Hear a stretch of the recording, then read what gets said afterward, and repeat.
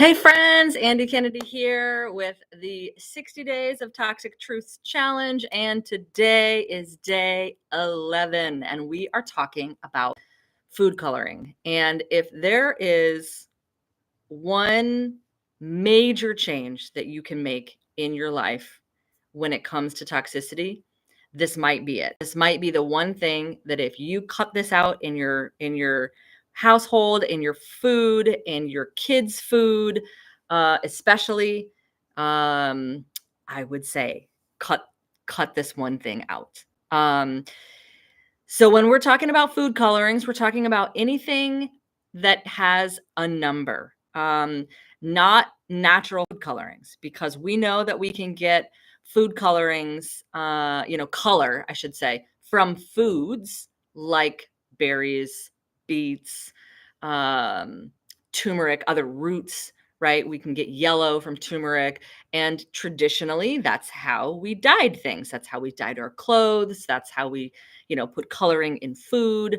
Um, and we got away from that, as we did with many things health related, getting away from nature.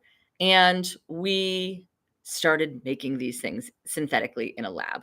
Well, of course, when we do that, right, then what happens? Like, it's first of all not natural, it's man-made. So our body doesn't know what to do with it.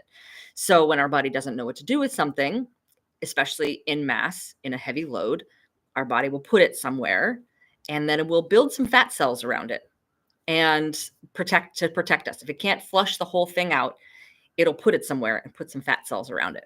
So when we're overweight, it's often because we have high toxic loads within our body. And starving yourself to try and lose weight is not the answer for that. The answer for that is eating more whole food, raw food, clean food, um, encapsulated food, any possible way we can. And so I'll bring up a couple of things at the EWG. And as you know, as I've said all along, if you've been following this since the beginning, this is 60 days, this is day 11 of 60. We're talking about things that are in our food systems for these first 2 weeks, and then we're moving on. So food is the first 2 weeks, but then beyond that, I'm talking about external body, I'm talking about mental space, and I'm talking about the home space, each for 2 weeks. So back to food coloring. When we're talking about unnatural food coloring, think of candy corn, Skittles, M&Ms, a lot of candy, but also sometimes in soups. It can be found um, in teas even. I have seen it. So and juices, we've seen it, right? Like, if you read the label, so go back to day 2 and read the label. But there is a whole Facebook group with this. And in that Facebook group, I have all of the resources. So for instance, today's resource that I'm reading a little bit from is the EWG. It's the one that I go to, my go-to site for truth, because it's a lot of science and testing and, a lot of truth there. So EWG stands for the Environmental Working Group.org. You can Google food coloring and EWG, and this article will come up. So, food coloring has been a long known carcinogen, I should say. So, it's food. Red number 3 is the first one that comes up on this list. It's found in over 2,000 products in the EWG's food scores database. So that's red number 5. That's 2,000 things we should not be eating because they have that red number 5 in it. Okay. And red number 5 is the one that's, one of the ones. I mean, the blue, I don't know what number the blue one is. And I think yellow is number 4, 5, red number 3, sorry. And yellow number 5. So blue must be maybe 7. In any event, none of them should be in your wheelhouse at all.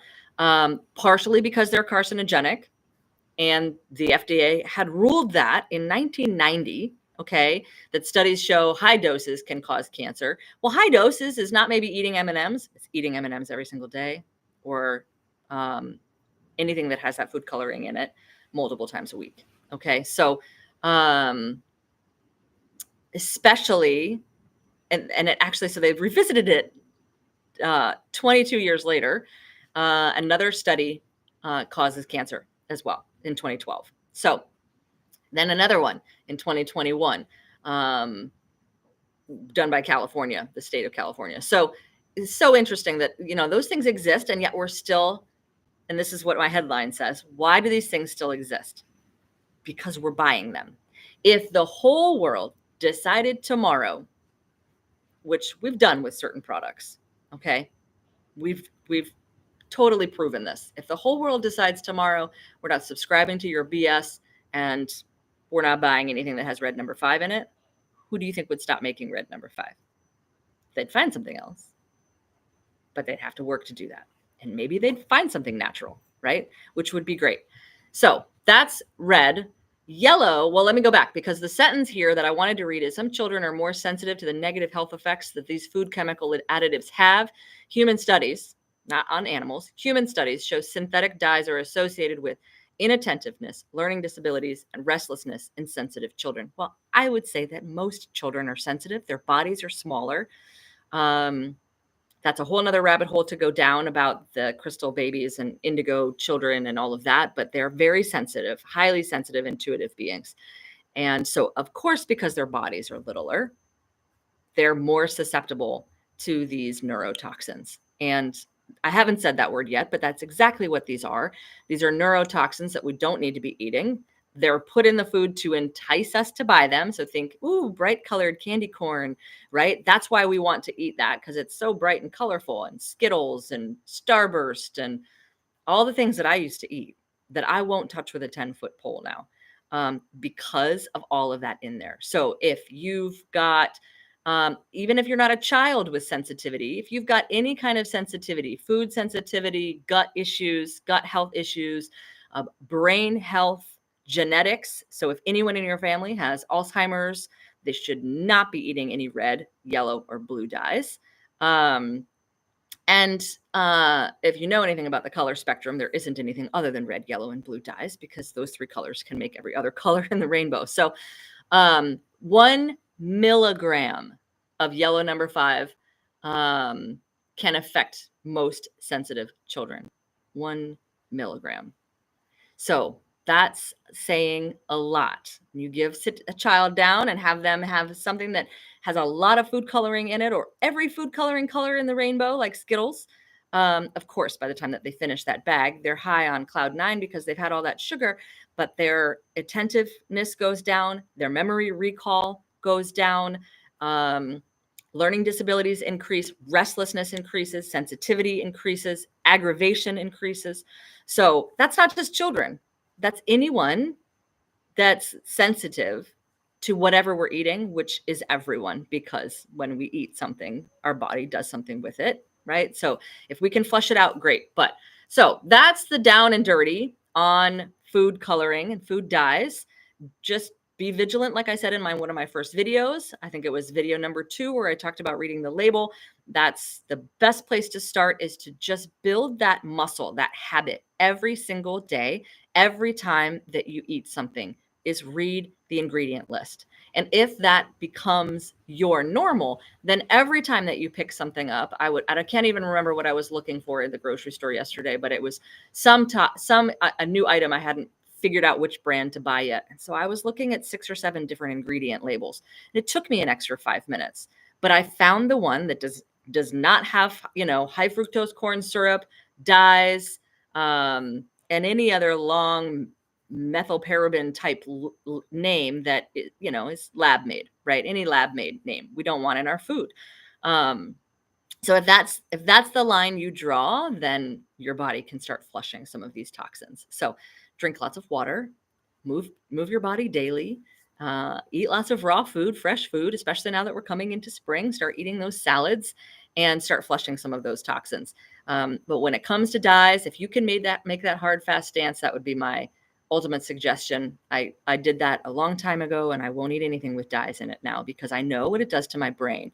For me, it gives me a headache right away. I don't have migraines. I don't get headaches. So for me to get that headache right away indicates that it's doing something negative inside of my body. But a lot of people show inflammation and other issues as well. Again, especially with people who have cognitive function concerns. So any of our aging population, don't eat that. Okay.